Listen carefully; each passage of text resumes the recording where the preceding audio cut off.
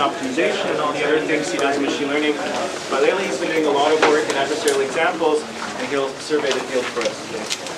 Thanks, Matush. So actually, I haven't done so much work in adversarial examples. I'm really getting into this field. So in particular, I will try to give a slightly non-standard talk on this topic. I will assume most of you have seen all the classical pictures, so that's why there is no slides. We're just going to try to talk about the mathematics of this problem. I think it's a scientifically really interesting challenge. So okay, let's explain what is the problem. All right. So the title of the talk is Nightmare at Test Time. And this is not by me. This is by Globerson and Roweis in 2006. So I guess I'm already getting old. I long for the time where titles were poetic like this. So I prefer this to YOLO and things like that. Okay, so Nightmare at Test Time. Some observations about adversarial examples. Okay, and really, unfortunately, what I'm going to talk about is really not that deep. It's a bunch of observations about the challenges of adversarial examples and the opportunity also that are present with this new problem. So what is the goal? The goal is to build a robust model, where robust means with respect to small perturbation of the input. With respect to small, and of course you need to specify what small mean, perturbations of the input. And these perturbations happen at test time, as the title indicates. Okay, so that's the objective. And the surprising fact is that we don't know how to do this yet. Okay, so the question is really, can we build a robust model with respect to small perturbation of the input? It is not clear. So the surprising fact, so as of 2019, the surprising answer, surprise, not yet. Okay, so the deep learning people, and there are many in the room, okay, it's recorded, so I should be a little bit careful, but they claim they can do anything. So if there is one thing that they cannot do, it's this for the moment. So just to clarify what we're talking about, if you look at CFAR10 or ImageNet, okay, so these are the most popular data set right now for deep learning. The state of the art as of now is 57% accuracy with, I will explain what this means, with epsilon equals 8. Okay, so we cannot get the 100% accuracy that we've been talking about, for instance, in JSON's talk. You just feed your data and it's just perfect. For this adversarial example, it doesn't work. Okay, so what is this epsilon equals 8? So again, the CFAR10 data set, it's a bunch of images, which have a certain size, and each pixel has 255 possible values, and there are 3 channels, RGB, and this epsilon equals 8 means that you can change the value of each pixel by at most 8, okay, every one of them. This type of perturbation is imperceptible, to the human, okay? You cannot see such small perturbations. So as a human, you just don't see anything. The image is exactly the same to you, okay? And we cannot get 100% accuracy or 90 or something like that. It's training. Right, so, yeah? Like this is only homogenization, right? Like we know that exists a robust classifier. We can fit it perfectly in the robust. It's homogenization, right? Yes, of course, yes. This is test. This is test. And maybe I should say a little bit about, okay, so maybe some ground rules for citations. Citations are very, very tricky business in deep learning, and the reason is so many people are looking at it right now that there is a lot of overlap, lots of people come up with the same ideas. In particular, nobody has come up with anything deep in adversarial examples, so everybody is coming up with the same thing, so that's very complicated. Also, the groups are very big, And there is usually a first author who did the work, and then there are some more famous people on the paper. So it's really, really, really tricky to get the right citation. But there are still a couple of papers that stand out. So this number that I got is from Zhang et al. So okay, it's not very, it doesn't say much. 2019. But one paper that definitely stood out is Madry et al.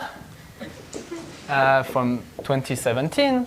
So the point is that there has been a lot of work on this already since a paper in 2013 by Szegedi et al., which was the first one to notice this issue that neural networks are very brittle to adversarial examples. So since then, there has been a lot of work.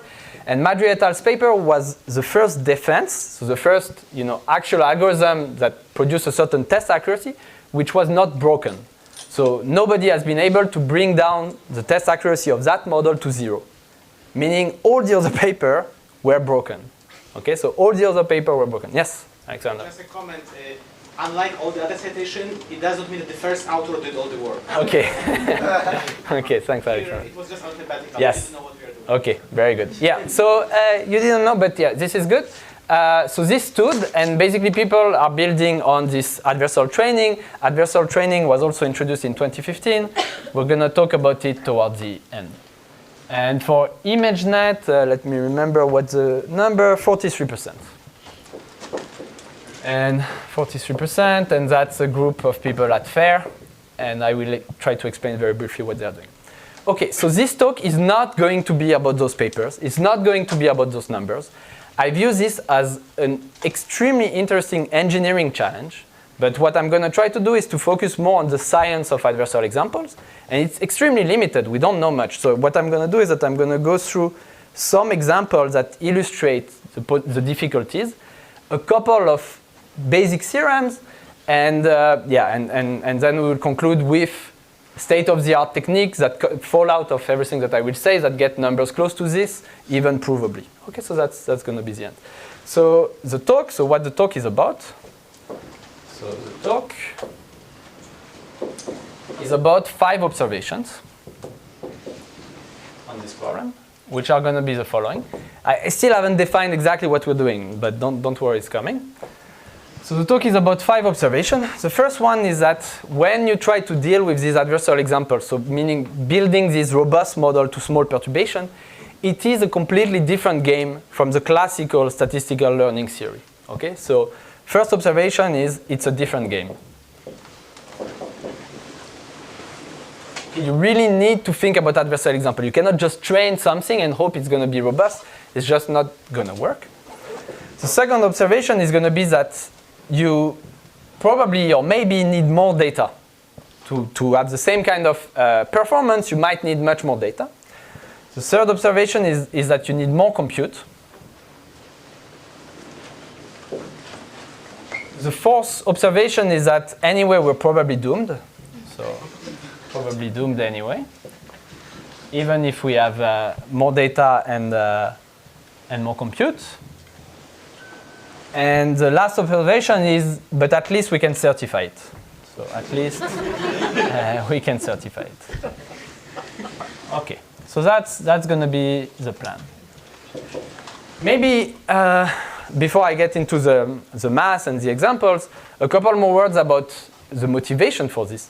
The motivation is actually no joke at all. I mean, this is a very critical topic for today's ML business and AI business for the following reason. So ML is becoming applied more and more in the industry, as you all know. And when it's applied in the real world, there are agents that are going to try to game the system. And if your model is not robust, then it's going to be very easy to game the system. So we have already seen example with these adversarial graffitis for autonomous driving. I mean, when I saw that, I really, at that point, I didn't want to get into a self-driving car, for real. I mean, really, somebody can put a sticker on a stop sign and make the system believe that whatever, there is a road where there is no road. Okay, so we have to be very careful with that. Another one, just recently there was an article in the New York Times about medical machine learning, and how insurance companies are very worried about all of this. Because imagine that you have a system which is deployed, like an insurance system where you submit your claim, and then there is some automated ML system that processes the claim and then tells you, okay, you get that much money. If I have access to this model and I know how to game it, how to change one word, in the claim that I submit to make it so that I get more money, this is a real problem for the insurance company. But in fact, it goes back way earlier, and people in machine learning have known this for a long time. So again, this goes back to 2006. In fact, there is Dalvi et al. 2004, which is about spam filters. So spam filters is a very good example where you train your model on some large collection of emails. And maybe on this collection of emails, there are some keywords that are extremely predictive of whether it's a spam or not. I don't know, maybe there is a royal family that appears in every spam, something like that. But then once you deploy the system, the people who are creating the spam, they know about what you have deployed, and they can identify that your classifier is based on this. So then they just remove this feature. They don't say royal family anymore, and that's it. You won't have good accuracy. So it's really a game between the person building the classifier and the adversaries who are trying to game the system. Okay, so that's, I think, all I wanted to say for the motivation. So now we're just going to define the problem and go through a bunch of examples. Okay, so the definition, we are in the statistical learning theory framework, okay, so SLT framework, that you've seen in Peter and Sasha's talk.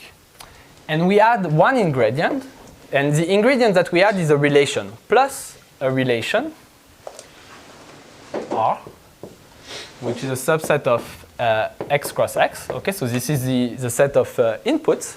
And what this means is that just if x prime is in R, then x prime is an admissible perturbation.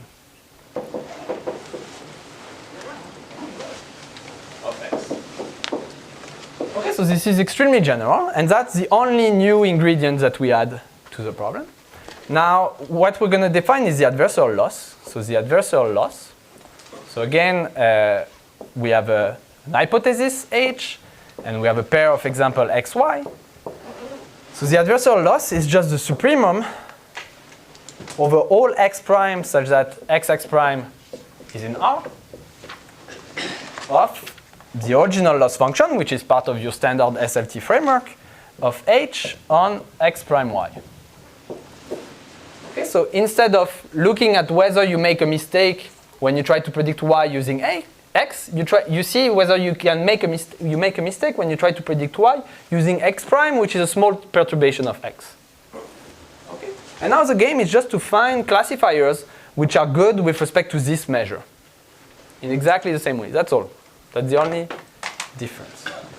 Okay, so in this talk, what we're going to focus on, we focus on relations which are norm-based relations. But I want to emphasize that norm-based relations are by no means the only interesting thing. I mean, this goes way beyond just norm-based notion of closeness, but that's what we're going to focus on. So we focus on R, which is a set of pair x prime, which are in, all my examples are going to be in RD, such that the norm of x minus x prime is smaller than some epsilon, which is set. And in fact, we're even going to focus mostly on the L infinity norm, okay, which is where this number came from, okay, just for the L infinity norm. So mostly L infinity, and we will also talk a bit about L2, because there are good, nice reasons to talk about L2. Yes? Can you explain the supremum?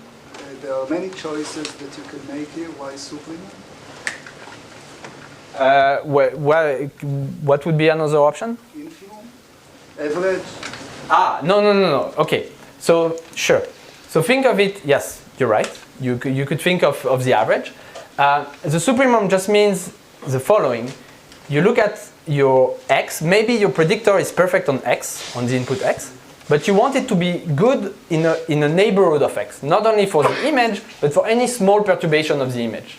So this is going to be big if there exists a small perturbation of the image for which it's big. The average would be another notion of robustness, which is a different notion of robustness. Yeah, okay, thanks. All right, so now let's go through those things. So the first one, the fact that it's a different game, it's kind of silly, but it's worth pointing out.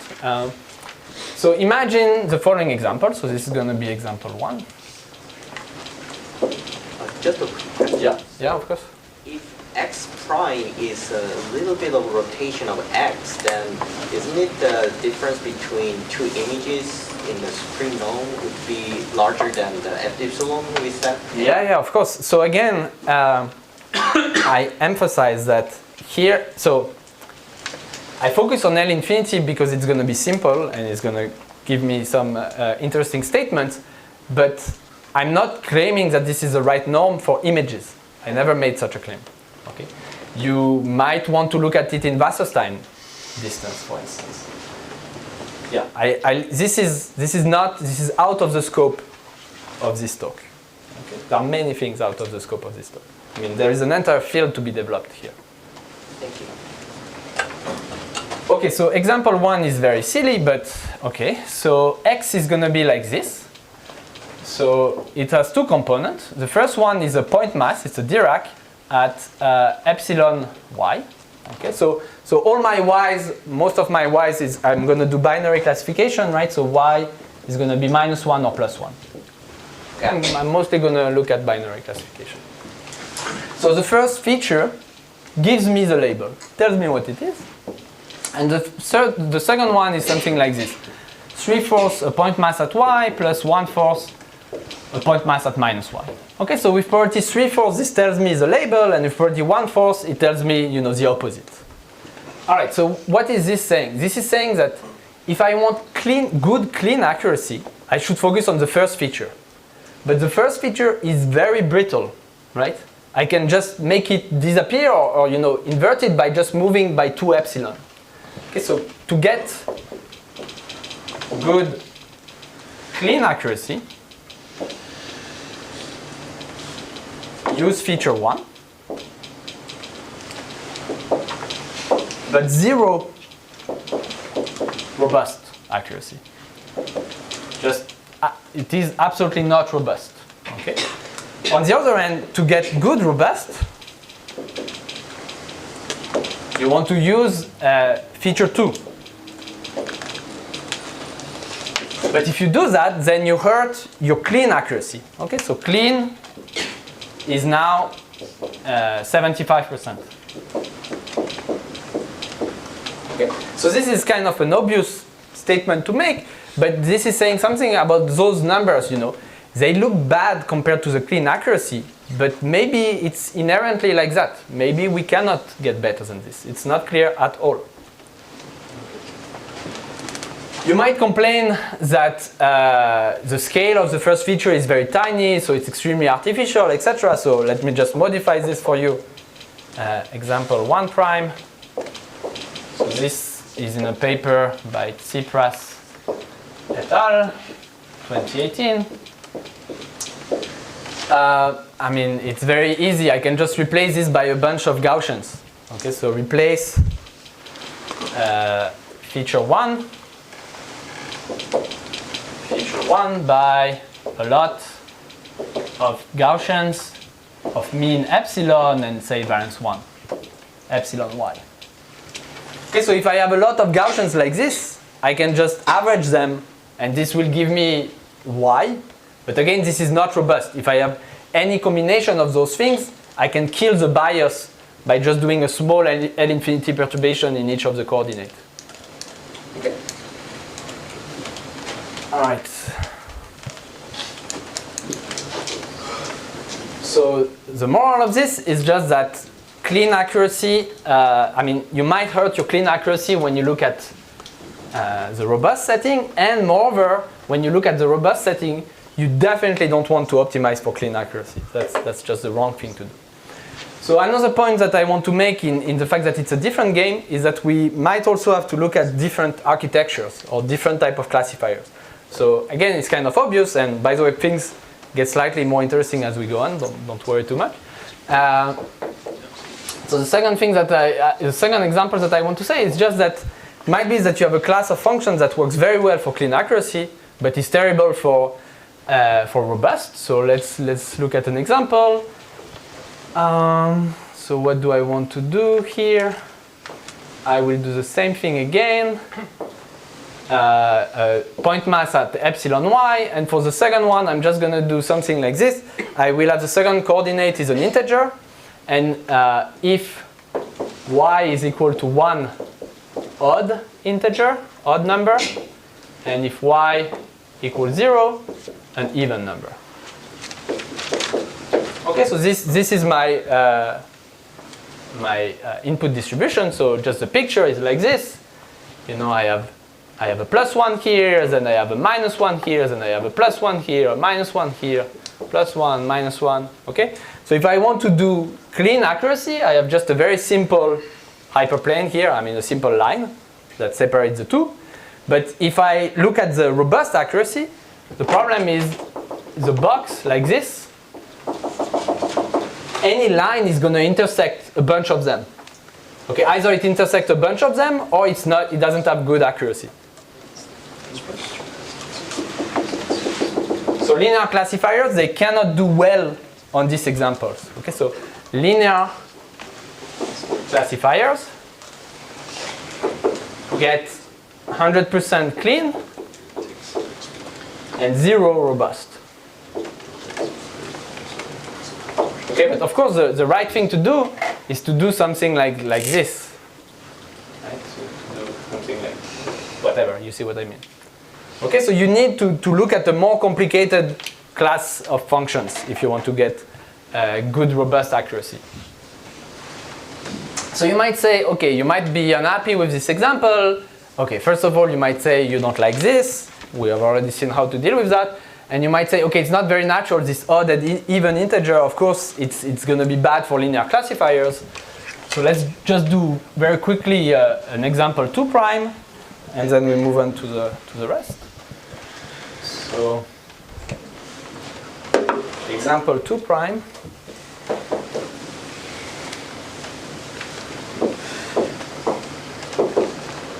What I'm going to do is just x is going to be an IID sequence, so a bunch of identically distributed features which have the following distribution: 1/2 plus epsilon point mass at y plus 1/2 minus epsilon point mass at minus y. Okay, so I just get a bunch of conflicts, but they are slightly biased towards the truth. Okay, so of course a linear classifier, I just average all of them, is going to give me the truth. But any linear classifier, it has a certain bias towards the truth, but I can kill this bias by making an L infinity perturbation. Now, how do I recover from this? If I'm in this example, you see, I only see +1s and -1. If the adversary wants to kill the bias of this classifier, he's going to step outside of the natural classes. Instead of having -1 and +1, I'm going to have something like 0.9 or 0.01. So what I could do as a architecture designer is that I could just remove this adversarial noise by rounding. Okay? So again, linear classifiers don't work. So there is a simple fix. Simple, let's say, non-linear fix, which is round before the linear classifier. So this is like the baby, super baby version of denoising. Okay, which is a very natural idea that you might want to explore. In fact, the FAIR papers that I cited, which attains 43% on ImageNet, is using, a denoising idea to try to defend. Okay, so this is real. This is something that we might have to do in reality. Okay, so that's all I wanted to say for the fact that it's a different game. So now we're going to move to the more data. Is there any question on this point 1?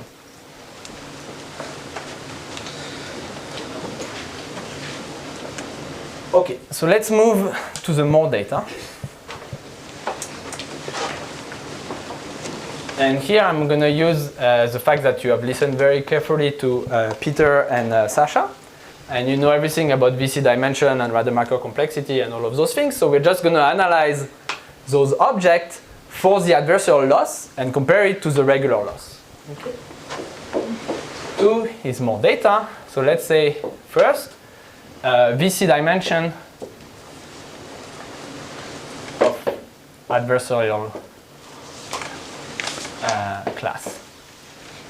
Okay, so again, what I mean, just to clarify, you've seen that in Peter and Sasha's talk.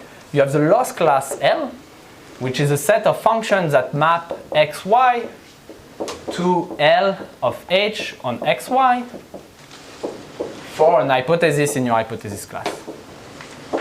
Okay, so what you care about when you want to do uniform law of large numbers and evaluate empirical risk minimization or any algorithm for that matter, you want to analyze the complexity of this loss class.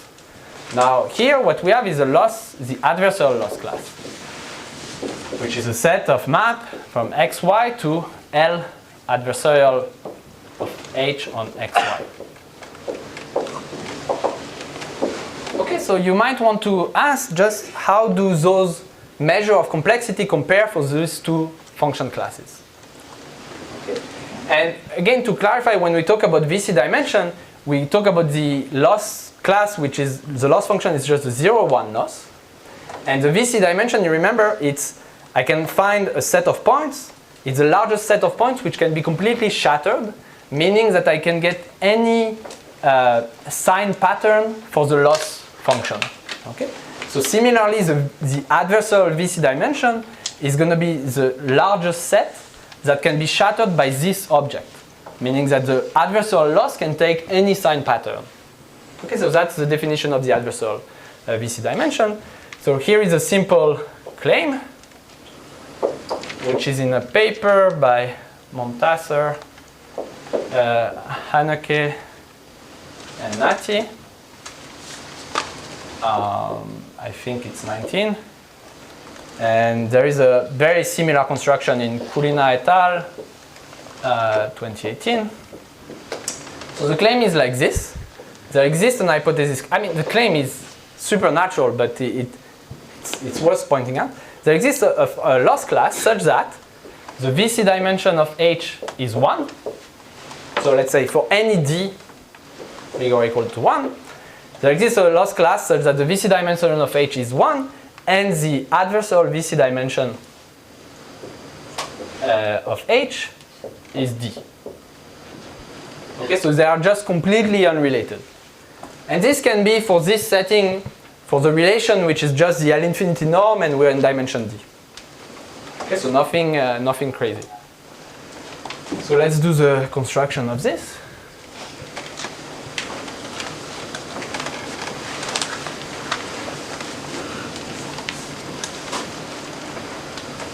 Right, so just to clarify the point, this is bad news, right? This is saying that you might have a nice class over which you can generalize very easily for the classical setting, but you don't generalize in the uniform law of large number sense for the adversarial case. For what epsilon? For what epsilon? This is for any epsilon. So the proof, I mean, let's do the construction. Proof is very simple.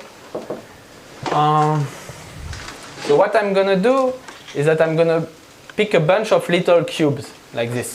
So this is, let's say, I have the line like this. This is I in n. And this cube is just I plus epsilon times a cube. Okay, and I have a bunch of those things. Let's say I have D of them. Okay, so I have a bunch of little cubes, and this is my input space. Now, what is my loss class? The loss class is going to be the following. For any B in -1, 1 to the D, I will define an hypothesis which depends on B, and which takes the following value. So let's say I plus epsilon delta prime. This is the following things. So it's +1 if delta prime is equal to 0. Okay, so my hypothesis always predict +1 at the center of those cubes. Okay, so those cubes I know it's +1, there is no ambiguity there. Now it's gonna predict delta, it's gonna predict BI if delta prime, let me see what I want, if delta prime is equal to B. Okay, so if I'm looking at the corner of the hypercube which corresponds to this encoding of my hypothesis, then I predict the bit BI. Okay, so it's either a +1 or -1. And it's +1 otherwise. Okay, so notice that in particular, if BI is +1, then this is just predicting +1 everywhere. Okay, if all of them are +1, then it's predicting +1 everywhere, and it's predicting +1 on all the cubes where this index is +1. So let's analyze the VC dimension and the adversarial VC dimension. Let's see what happens. So the plane 1, the VC dimension of H is equal to 1. Okay, meaning, yeah? I goes from 1 to D, right? Yes, I goes from 1 to D. I is from 1 to D. Yeah. Okay, so the VC dimension is 1. Why is that? Okay, I want to look at the largest set that I can shatter. So let's say that I can get a value -1 somewhere. I can get a value of -1 somewhere. Let's say I get a value of -1 here. Okay, if I'm at this vertex and I get a value -1 here, then I know that B is equal to this. Okay, so if HB of I plus epsilon delta prime is equal to -1, then B is equal to delta prime. So I have fixed everything. You see, if a value -1 somewhere fixes the value everywhere. So I cannot shatter anything except a set of size 1. Okay, on a set of size 1 I can get value +1 and -1, but on any other set I cannot get all values. Because as soon as I get a -1 somewhere, it freezes the value everywhere. But what about the adversarial VC? Well, the adversarial VC I can get anything because I know that the value on those things is always 1. And let's say I want to get an adversarial VC of, I want to get an error here, no error here, an error, and so on and so forth. I have some sign patterns that I want to get. What I can do is, if I want an error here, I can just set, I can just set BI to be -1. And then this one, let's say this was 1, this is 2. So I set B1 to be -1, B2 to be 1. So if B2 is 1, then I know that it's 1 everywhere on this cube. So there is no adversarial mistake here. If B1 is -1 here, then I know there is an adversarial mistake. Because this guy is -1 when this guy is 1. Okay, so I can get any sign pattern that I want. So the claim 2 is what I just explained. That the adversarial VC is at least D, and in fact it's D in this case. Okay, so, but it's not surprising at all. I mean, the VC dimension, it starts with, it's just a combinatorial property of a bunch of sets. Now we've added this relation R, which has nothing to do with those sets. So of course it's not going to be appropriate. There is going to be a mismatch between the two. It's just, it doesn't type check. So it's not surprising. But you might say, okay, this was a very weird hypothesis class. So at this level of generality, you cannot say anything, and it's true. So let's look at something simpler and that we like, and we can understand a lot of things through them, which are linear classifiers. And we'll see a lot of interesting things. So 2, what about something simpler?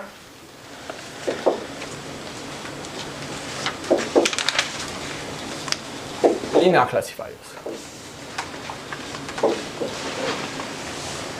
Okay, and here I'm going to look at a more sensitive notion of complexity, which is the Rademacher complexity. Okay, and this is taken from two papers.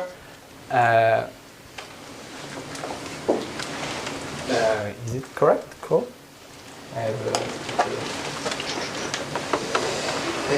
Where did I write it?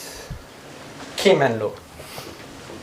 Yeah, I was Kim Low 18, and the other one is Peter, so Ying, Ramchandram, and Peter. Okay, it's very, very simple. I mean, maybe it's too many people assigned to this, but they do more in those papers than what I'm going to say. Okay, so we want to look at the Rademacher complexity of, a class which is the set of, let's like this, H, where H is just a bunch of, dot maps to W inner product with dot. Okay, and W is in some set W. Okay, so this is my set of classifiers, just linear classifiers. And you remember from Peter's talk that you can apply the contraction lemma. So here, now we're going to have the following. So L, yeah. What's order of H? This is the Rademacher complexity. Okay, it's not the relation. What? It's not the relation. It's not the relation. Yes, very good. Thanks. Okay, that's good. Yeah, I will be careful with that. So if I look at the classifier W dot on an example xy, this loss in the linear classification is just some other one-dimensional loss function L lower bar of y applied to W dot x, where L lower bar is just, let's see. So if I can manage to make Wx to be of the same sign as y and very big, I'm very happy, so L is decreasing. Okay. And L can be whatever, the hinge loss or cross entropy or whatever you want. Logistic loss, I guess. Okay, so this is the setting that we're looking at. We're looking at this loss function. And I guess what I want to say is that the Rademacher, so let's write it rad. So the Rademacher of the loss class L, which is this loss class, for the classifiers H which are like this is bounded like that. So L is decreasing and 1 Lipschitz. Okay, so what we're going to focus on is this thing. That's a clean accuracy. So now let's see what happens for the adversarial case. Okay, so for the adversarial case, we need to look at what does the adversarial loss look like. Okay, is it also some Lipschitz function of something simple? Let's do a very simple calculation.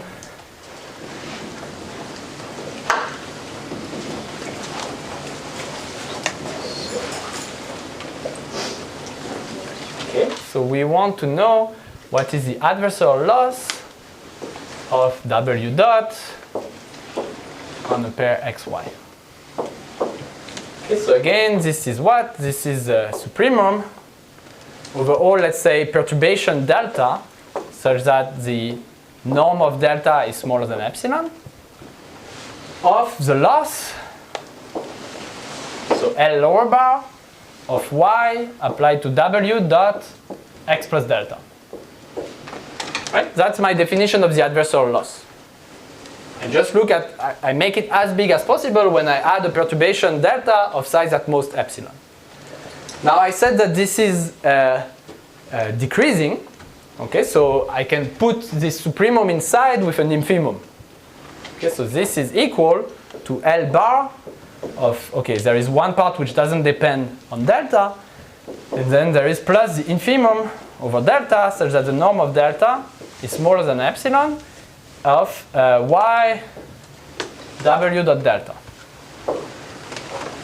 Okay, but this is just the definition of the dual norm. Okay, this is just going to give me the direction. How much can I decrease W dot delta when delta is constrained to be of norm bounded by epsilon? the value of this is exactly the dual norm of W.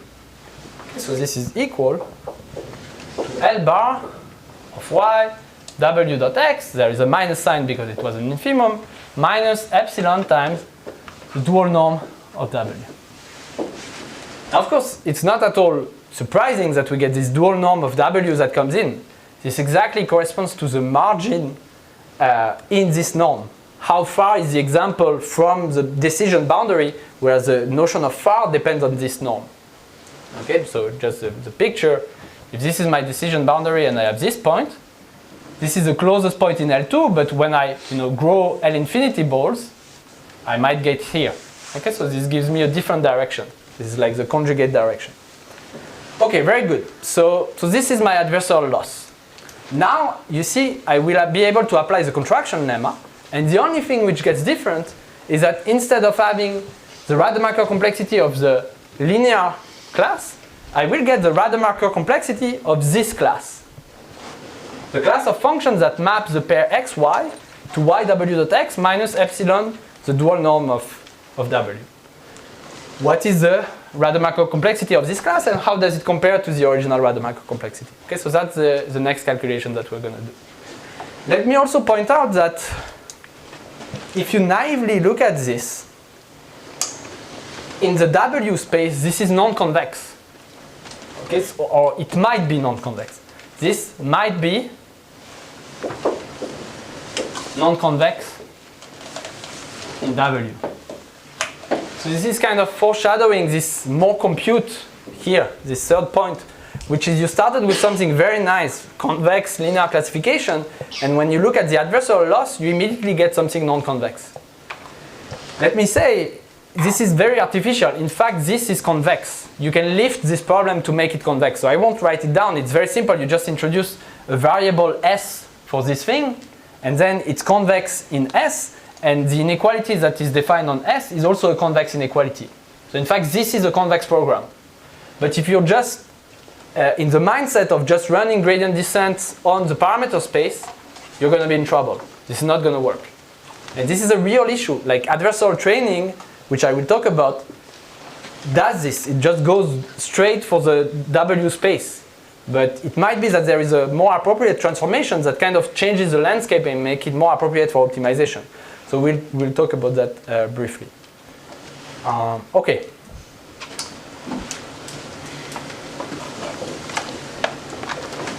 So now, we want to compare two quantities. So compare two quantities. First quantity is this Rademacher complexity. So the clean Rademacher is just 1 over n, the expectation of the supremum over all w in this set script w of the sum for I equals 1 to n of sigma I, these are random sign, of w applied to xi. Right? You remember this was from Peter and Sasha's talk, hopefully. This is the clean Rademacher for linear classifiers, which if w is just a ball, a norm of w ball, this quantity is just 1 over n, the expectation of, again, just the dual norm of the sum for I equals 1 to n of sigma I xi. And this is the w dual norm. Okay, so this is the clean Rademacher. And I think you've done estimates on it in the case where it's L2 and things like that. Okay, so now what is the adversarial Rademacher? The adversarial Rademacher is just, I replace w.xi by this function. Okay, the yi doesn't matter, I can absorb it into the noise. So it's just 1 over n, the expectation of the supremum over w, let's say, again, the norm of w. Let's say I'm going to write a p norm, it's going to be simpler. Okay, so this is an assumption. And now look at balls in LP norm of the sum for I equals 1 to n of sigma I of what? W dot xi minus epsilon times the dual norm of w. Where this dual norm is the dual norm of the adversarial example. Okay, which in our case we look at L infinity, so the dual norm is going to be L1. Where's the L bar? The L underscore? Yeah. So the L underscore, I removed it because I applied the contraction lemma. Right. So again, I did this step, right? Where instead of looking at the Rademacher complexity of the loss class, I look at the Rademacher complexity of the hypothesis class because I have a one Lipschitz loss. Okay, so all I need to do is to compute this quantity and compare it to this one. Let's do this calculation, and then something nice comes out. Again, you will see a dimension gap. Okay, you will see that the dimension appeared just like it appeared in our VC bound. Okay.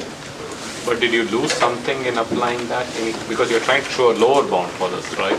Yes. Good. Yeah. You're right. So let's go with upper bound for the moment, and then I will give you a more convincing lower bound. But it's pretty tight. Okay. So yeah, but you're right. You're right. I did apply an upper bound. Okay, so let's see this. So again, the supreme norm over W such that the LP norm of W is smaller than 1, and let's give it names of these quantities. So I have U dot W minus V times the L1 norm of V.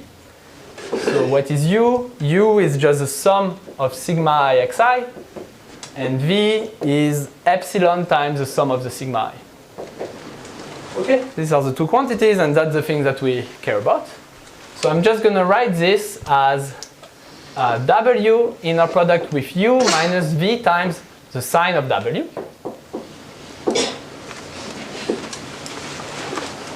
Okay, that makes sense.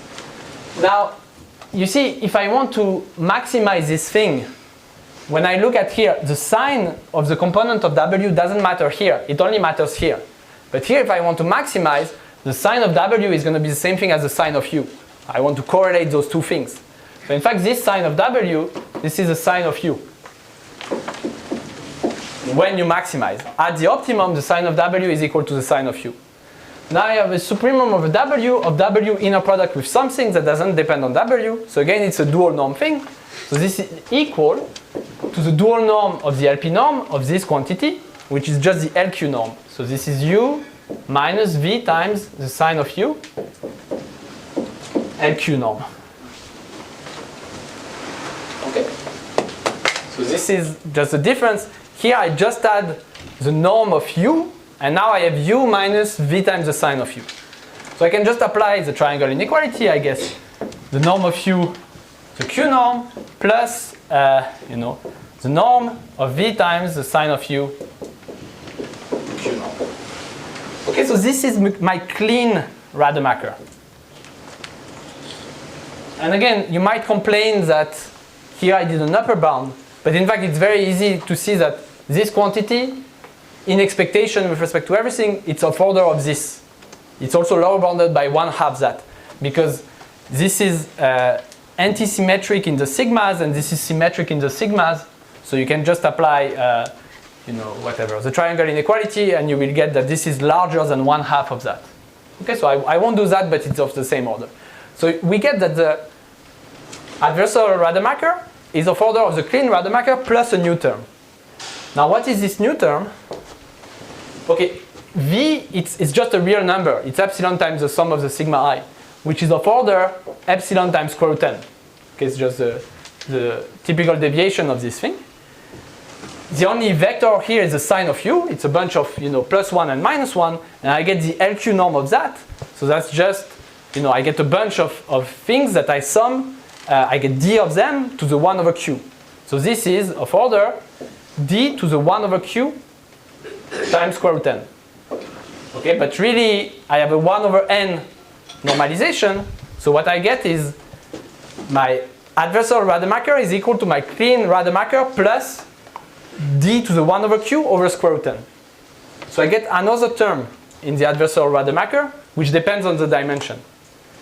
So if you were doing something naive and you just do L2 regression, you will get a square root D over N. Okay, so you get something that's dimension dependent, whereas this guy is dimension free, in the sense that if everything was bounded in L2, it would just be 1 over square root 10. Of course, notice that if you were to use in your function class p equals 1, then q is infinity and you don't get an added term. Okay, so this is kind of telling you something about how regularization should be aligned with the adversarial norm that you're trying to protect against, which makes a lot of sense. You just want margin in the right norm. But if you're not careful, you get some other dimension dependency in the generalization. Okay. So again, this is, you can argue whether this is a convincing lower bound. It's at least a very good upper bound. But let me now show to you a very convincing lower bound, which in fact goes beyond any class of model. Okay, it's going to be an example where you probably need more data. Okay, no matter what you do. Excuse me. What? Yeah. So quick question. So if you have suppose you have a good denoiser, how does it enter in the calculation? Suppose I know somebody knows the distribution and can process X first before giving it to the classifier. Yeah.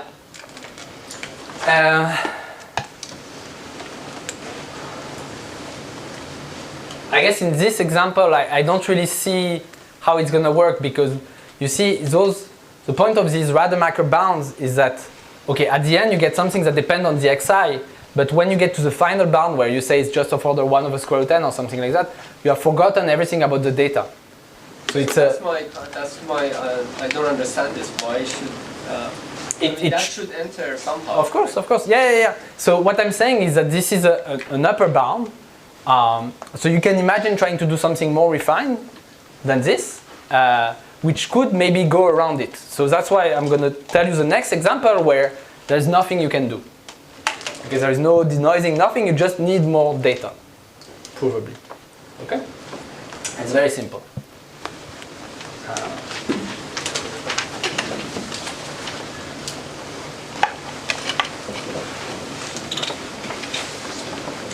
So I lost track of what example it was. It's example 4. So 3, a real lower bound. Right, because even the VC argument is also just an upper bound. So a real upper bound. So example 4, and this is taken from a Tsipras et al. A different paper from the first one that I cited, also 2018. So it goes like this. It's very, well, yeah, okay. I should stop saying it's very simple. So the norm, I just have a theta of norm 1, okay, of unit norm on the sphere. And I have two distributions, x condition on y equals plus 1. This is just going to be distributed from a Gaussian centered at theta and with covariance, some constant over square root d times the identity. I will explain this scaling in a minute. And x condition on y equals minus 1, this is going to be from n theta constant over square root, minus theta constant over square root d times the identity. Okay, so I have two high dimensional Gaussians, which are separated at distance 1 and have this type of covariance. Okay, so notice that if you have 1 over square root d, you can still go pretty far in terms of L2 norm if you sum all of the distances. So naively they overlap a lot, but of course because of high dimension they are not going to really overlap. So what do I mean by this? So claim 1, one sample is enough to get close to 100% accuracy, clean accuracy. Okay, so why is that?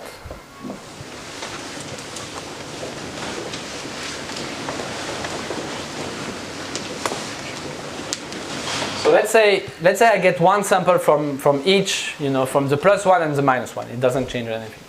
So really the way I think about it is that I have my minus theta, I have my plus theta, and then I have this high dimensional thing, but really it's kind of focused in this band of size 1 over square root d, something like that. But now, there are lots of dimension over here. So maybe, my theta hat is here. This is my theta hat. And maybe my minus theta hat is it's just here, minus theta hat. Okay, so they are pretty far from the real theta. And now I get a sample. This is my sample x that I want to classify. Because the only reasonable thing to do is to assign it to the closest between theta hat and minus theta hat. Okay. Now, what's going to happen is that, so if I look at the distance of x to theta hat minus the distance of x to minus theta hat. Okay, and let's say I look at the distance squared. So I have a bunch of terms. Okay, I have d terms, one per dimension. One of them is going to be large. I can imagine theta is just the first coordinate. You know, I can rotate so that theta is the first coordinate. So one of them is going to be of order 1. So this is going to be of order bias, which is 1, plus d terms, plus a sum of terms. What are those terms? They have zero mean. Doesn't prefer, you know, on the coordinates which are irrelevant, I'm either closer to you know, this point or to the other one. That it's unclear which one it is. So I have a bunch of terms which have variance 1 over square root d. And they have zero mean. So the total number that I get is square root d times this. So I get plus O of square root d times this constant over square root d. Okay, so let me explain again. I have a bunch of terms which have zero mean and whose expectation is constant over square root d. Whose expectation, sorry, of the square is constant over square root d. Okay, so the total amount of fluctuation is of order square root d. That's the cancellation. So I get square root d times constant over square root d. So this is going to be, let me say what I want to say, this is going to be strictly positive. Okay, if this constant is small enough, then my bias overcomes the variance.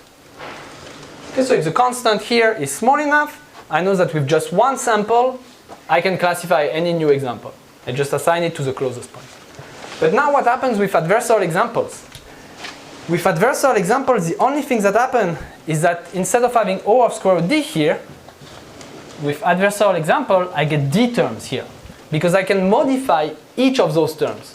So I don't get the square root d fluctuations of the IID difference between those distance, but I can just push everyone in the worst possible direction.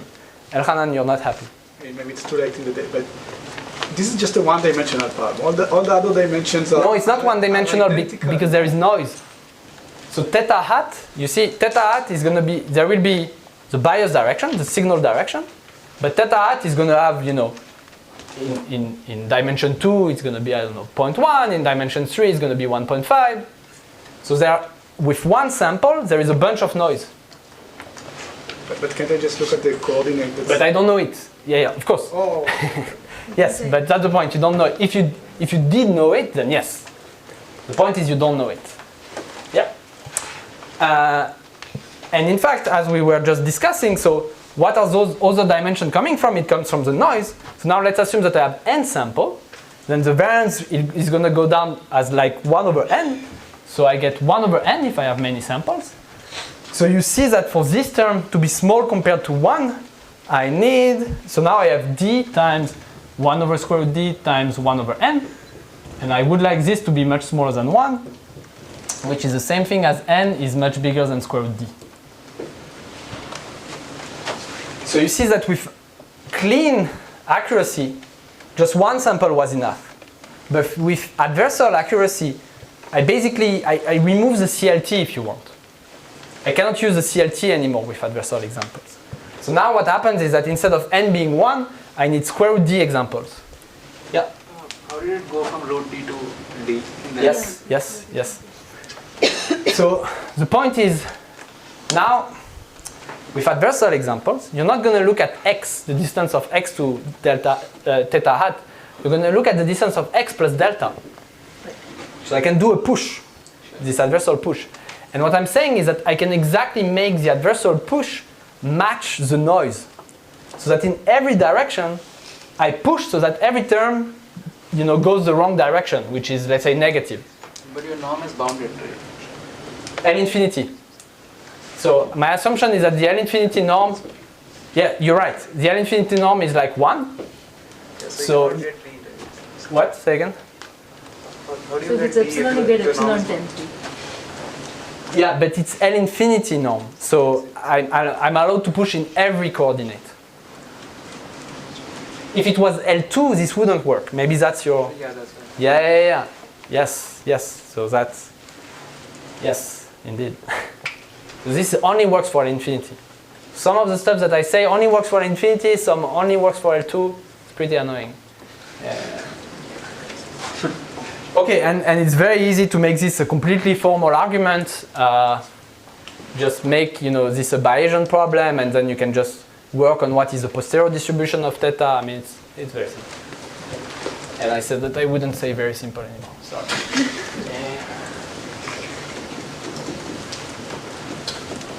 Okay, so some more examples quickly. So let's go to 3, which was more compute. So here is a very simple example. God. It's gonna take some time to do that. So this is myself, XPRIZE, and Ilya Rosenstein from last year. Okay, so what I want to show to you here, so first of all, we already saw that maybe you need more compute if you're being very naive, because like with linear classifiers, just in the W space, the adversarial training might be non-convex. Although if you lift, then it becomes non-convex. It becomes convex. By the way, this was observed in 2006 by Globerson and Rorice. The point of this example is going to be like this one, to show that in fact there are very natural examples where there's nothing you can do. There's no lifting. There's just nothing you can do. So here is the most naive version of the example, and I won't explain the more refined one. So the most naive version is going to be like this. So x conditioned on y equals +1 is just going to be uniform on the hypercube. Uniform on -1, 1, 2, 3. And now what is going to be x conditioned on y equals -1 is going to be, so I want an example where there exists a robust classifier, something very robust. It's not like it's hard to do robust classification. There exists something extremely robust, but you just cannot find it computationally. And the way I'm going to do that is that I'm going to have another distribution which is very different from uniform, yet computationally you cannot distinguish it from uniform. So that has a name. That's called a pseudo-random generator. So you just do a pseudo-random generator on -1, 1, 2, 3. So what is a pseudo-random generator? It takes a seed which is smaller than this dimension, let's say d/2, and out of d/2 real random bits, it produces d pseudo-random bits. So computationally, they look completely random. But the point is, if this is the hypercube, and I have, I have 2 to the d/2 balls like this, of radius, big radius. Let's say radius,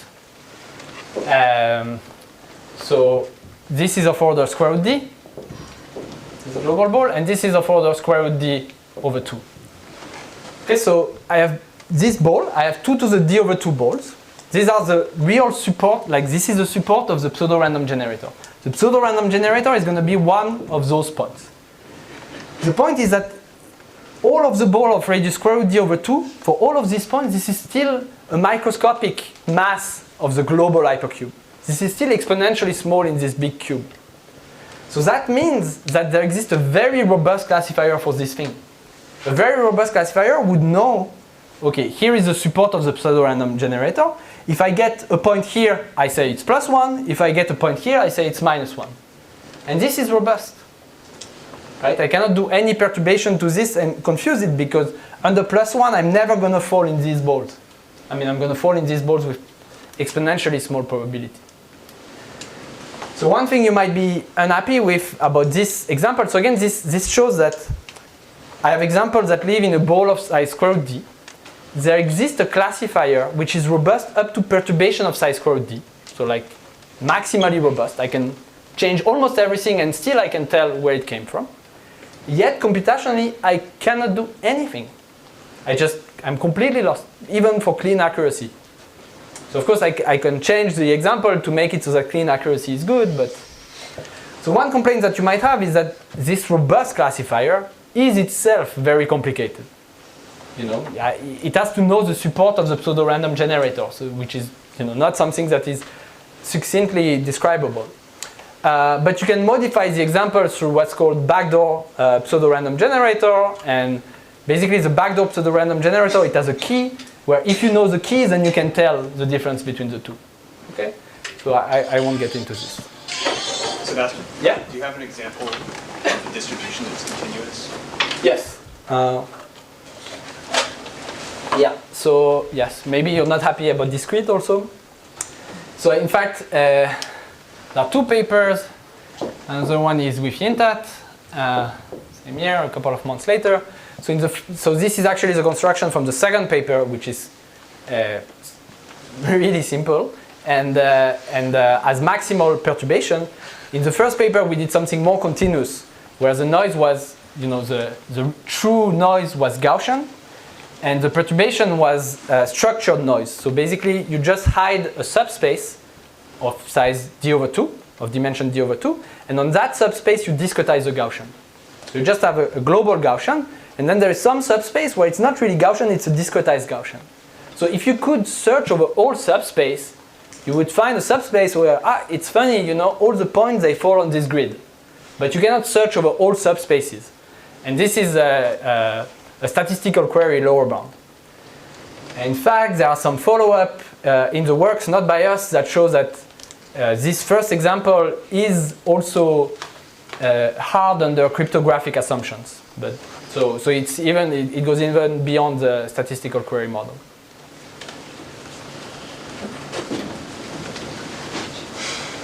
Okay, there are two quick things that I want to say. So 4 is we are doomed.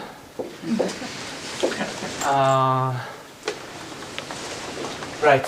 So of course there is this assumption that for images we should be able to have a robust classifier because humans exist, and we seem to be robust. It's very hard to believe that I could modify a few pixels and then suddenly I believe I'm on the beach.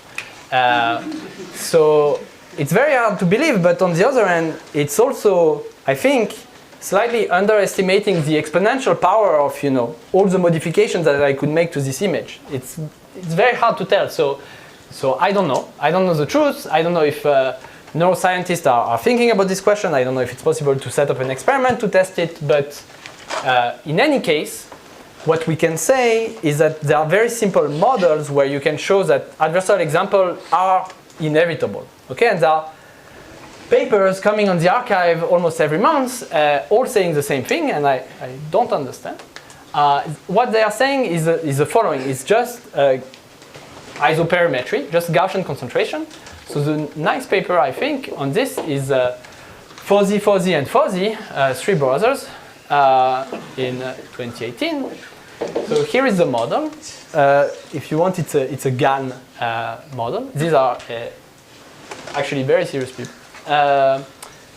So the model is like this. X is going to be some function g of z, where z is some Gaussian.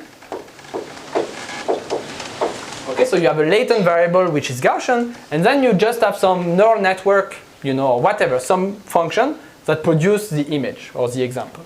Okay, this is going to be one Lipschitz. Okay, so this is your model. And the point is that in this model, there are adversarial examples, provably. Why is that? So say 2 balanced classes.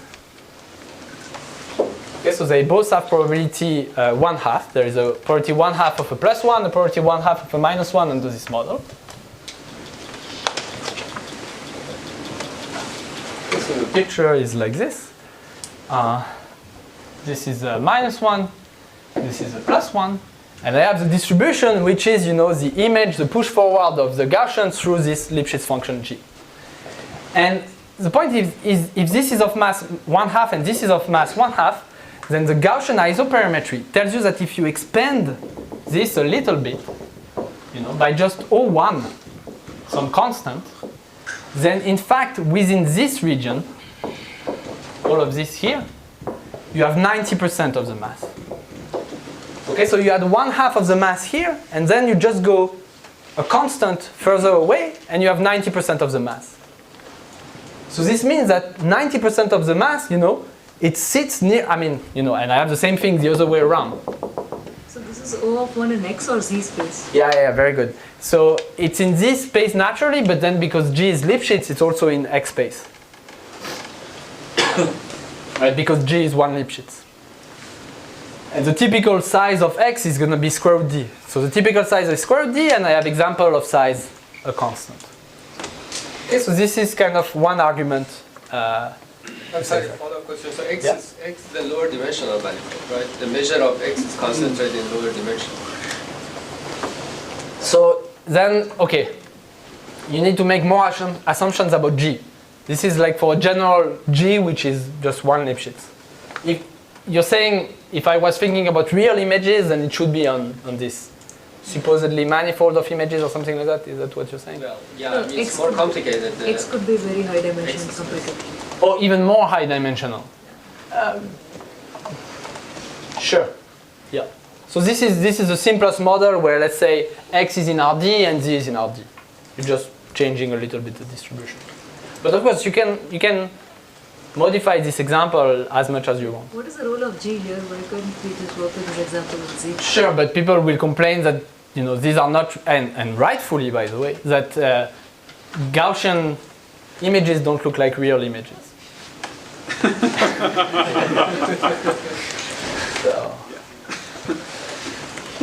yeah, I guess a big point of all of this is really that, on the contrary to classical statistical learning theory, we will need to make assumptions on the distribution if we want to make progress on this problem. And without assumption, you run into all of these problems. So 1 Lipschitz transformation of Gaussian images look like real images? That's called the GANs, yes. Yeah, actually, what is the problem of this example? It is the 1 Lipschitz. Yeah, that's not reasonable. Okay, neural networks are not 1 Lipschitz. That's, yeah. But it's still a cute example. Okay, let me conclude very quickly with certification, which is, I think, where the more interesting progress is happening right now. So certification. So let's say you take those numbers that I told you at the beginning, 57% and 43%, and these are empirical numbers. How do you guarantee that your network is really robust up to those levels? Okay, you cannot test all the exponentially many perturbations. So there are essentially two approaches to this problem. So one is formulate verification as a SAT problem, if you want, as a SAT problem or a mixed integer linear program. So of course, you're not going to get anything, it's not going to work in the worst case, but you can run real SAT solver or real mixed integer linear program solvers, and if it outputs a certificate, then you're guaranteed that it's good, that it's certified. And the way it works is like this. You just want to say, here is the question, you have this set. The set of delta, let's say in the cube minus 1, 1 to the d, such that, let's say, you manage to make class I, fi of x plus delta, you manage to make it more likely than class j. Okay, so again, f is the output of my network, so f is a function from Rd to Rk. I have k classes. And all I want to know is, does there exist a delta where, let's say, j was a real class, the class outputted on x. And I want to know, does there exist a delta such that fi, the coordinate I, becomes bigger when I do plus delta compared to class j. And I want to know, is this set empty? If this set is empty, then I have certified that there are no adversarial examples. Now these functions are just network, okay, neural networks. A bunch of the operations in neural networks are just linear operations. There are just a couple of nonlinear operations. The most famous one, of course, is the value. Yes? This is exist I and j. What is the? No. Let's fix I and j. So the set depends on I and j. The set depends on I and j, absolutely. You want to know, you have two class I and j, you want to know, can you make this class I more likely than this class j? And of course you're going to try this with, let's say j is the most likely class under X and I is the second most likely. But this is for any two classes. So the only non-trivial things is to represent the value as an integer program. So I will just write the formula because, I don't know, I find it nice. It's super simple, but okay, so I want to write y is the positive part of x as an integer program. And what I will need is also upper bounds and lower bounds on x. Okay, and basically the complexity of my program is going to depend on u and l, and then there are lots and lots of papers trying to optimize over finding the smallest u and l that you can using all the information. I won't get into that. So the way you write this is like this. This is equivalent to, okay, y is certainly bigger than x, and y is certainly bigger than 0. And then I'm just going to have an integer variable a, which is going to tell me whether y is actually x or 0. And the way it will work is like this. Y is smaller than a times u. So you see, if a is equal to 1, this tells me nothing, because I know that x is smaller than u. But if a is equal to 0, then y is smaller than 0, and y bigger than 0, this tells me y is 0. A equals 0 is only consistent, of course, if 0 is bigger than x. Right? Because a equals 0, if I plug in a equals 0, then I have a contradiction if x is bigger than 0. Okay? And then I have the other one, y is smaller than a times l plus x minus l. And it's the same thing. Now if a is equal to 1, so if a is equal to 1, what do I get? I get that y is smaller than x, so I get y is equal to x. And if if a is equal to 0, I use this one. Okay, so these inequalities, which are all linear in y and a, that's the point, is that there is nothing like a times x. There's nothing non-linear. It's linear in a and x and y. This represents the value. So you can just write this set as some kind of integer polytope. And then you can run all those solvers. And I will conclude with the last idea, which I think is the nicest. So Sebastian, here you're protecting yourself against all possible images, potentially garbage images. Yes. Is there any reasonable formulation to only protect yourself against reasonable images, like perturbations of reasonable images? Yeah, you say like instead of, I mean, what is a reasonable image? That's my question. So, so here you want to certify that your network is good for all x's and for all perturbations of these x's. Mm-hmm. But you know, like wait. You're given x. This set depends on x. So you're only going to certify this on the training set or the test set? Yeah, only on some fixed x. You want to certify that. Sure, but ultimately I give you a network. You want to certify it. You're only going to certify it on the test set or the training set. Like, yeah. But is that good enough for you? There may be some other image that's not on your test set. Yes. Maybe you. Yeah. So, in fact, I'm not a huge fan of this. But the next one will do that. Okay, so then first is if you certify on a random test set, right, then you can generalize. Because certification is your own property. I see. And then if your test set that you're certifying is random and independent of your network, then. But it might be that you want to apply it to a completely different distribution eventually. Then of course, I agree. Yeah. Okay, so the last idea is just certification is very closely related to the Lipschitzness property of your network. So you cannot assume anything about the Lipschitzness of F because neural networks are not typically Lipschitz. So you can try to train to enforce Lipschitzness and things like that, but this hasn't been very successful. What you can do, though, is to take a trained network and smooth it. And what's the most natural smoothing? It's to do a Gaussian convolution. Okay, so this is called randomized smoothing. So randomized smoothing, what you do is that you have f, which is this function from Rd to Rk. and you transform it into f hat, which is a convolution of f with a small Gaussian. Let's say a Gaussian with covariance sigma. Okay, sigma times the identity. And the point is that f hat, so let's say this takes value in 0, 1 to the k, right? It just gives you a probability for each class. F hat is 1 over sigma Lipschitz. Okay. This is a 2 lines calculation. So now what happens? So the claim now, the very simple claim, is that you can let delta to be fi of x minus fj of x. Okay, and let's assume this is positive. Okay, so this is the gap between the probability of class I and the probability of class j. And the point is that for f hat, sorry, I want f hat. The point is that for this network, if you predict using f hat, you know that there are no adversarial examples in a neighborhood of size epsilon, which is delta times sigma. Then epsilon equals delta times sigma is robust. The only slight problem is that you cannot really compute f hat. This is a high dimensional integral. But you can approximate it very well by just sampling.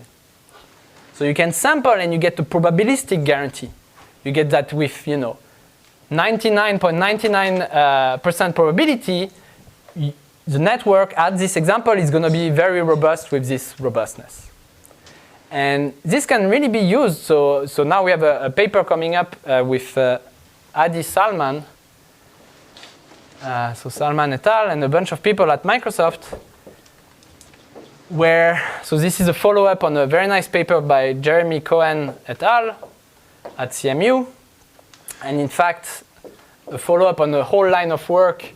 Maybe just one name is Zico Coulter and his students. They have a lot of work on this. And in fact, there are previous paper, including paper by Daniel. I don't know if he's here, and many other people. But now this really works. So we did adversarial training. So there is a story about the fact that they didn't get the right objective, and we derived the right objective using this convolution view. And the punchline is that at the end, we get accuracy which is comparable or even better than the best empirical accuracy, but now it's provable. The catch is this works for L2. So this Lipschitz is an L2 Lipschitz property. So this doesn't work. This doesn't give you provable guarantees for L infinity. For L infinity, you will get some dimension dependency and just it becomes basically vacuous claim. But for L2, you can guarantee and you can get state-of-the-art performances. So all of these things, at the end, there is what Kostis is saying about, the right norm, about how do you say what is a natural image is, what is not a natural image. Then there is the fact that for L2, we have some tools which are more powerful than for L infinity. I don't know where all of this is going, but I find it very exciting. Okay, I will stop here. Thanks.